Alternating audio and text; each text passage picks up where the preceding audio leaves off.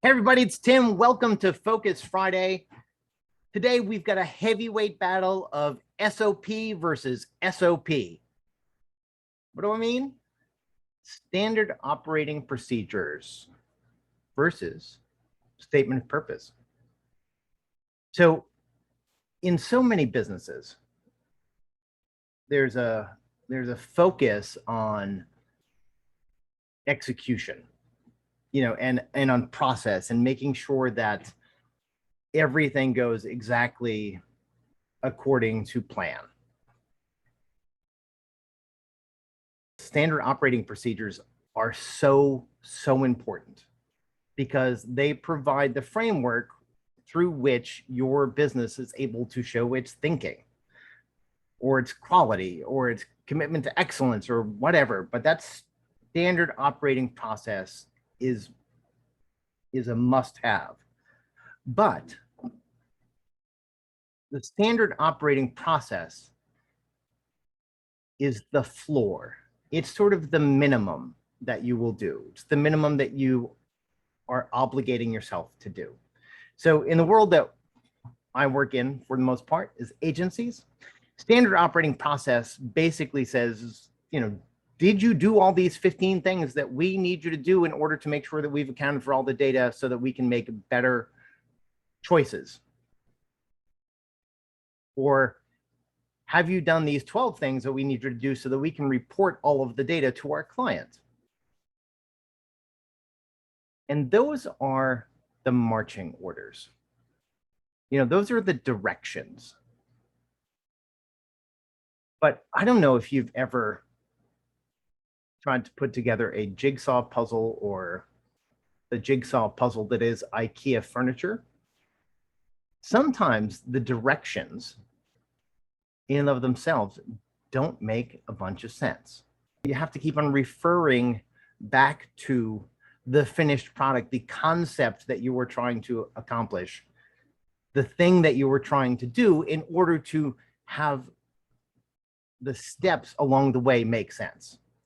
And so in addition to every standard operating procedure, it's crucially important that you create a statement of purpose. What is it that we are trying to accomplish through this standard operating procedure? What is the goal? Because if the standard operating procedure is the floor, is the minimum amount that we need to do in order to notionally accomplish the thing we're trying to do, it doesn't necessarily ensure that you're going to accomplish the thing you're trying to do. More often than not, a standard operating procedure is to make sure that you don't screw it up. So what I want you to do in your business, in your sort of descriptions of tasks, in your idea of what you're going to accomplish in a meeting or how you engage with a client, I really want you to mesh that standard operating procedure with the statement of purpose. What are we trying to accomplish? Because what happens is that floor, that standard operating procedure, make sure that you do not screw anything up, but it doesn't necessarily ensure that you have done everything that you need to do in order to accomplish the goal that you have set out. So as a manager, and frankly, as an employee too, if you were looking at the standard operating procedure as the minimum we have to do in order so we don't screw stuff up, so we don't forget anything, that takes away the thinking about what do I need to do. So that frees up a bunch of cycles so that you can elevate the standard operating procedure and turn it into a tool that accomplishes your statement of purpose. And what I mean is this: standard operating procedure, do these 12 things. Great.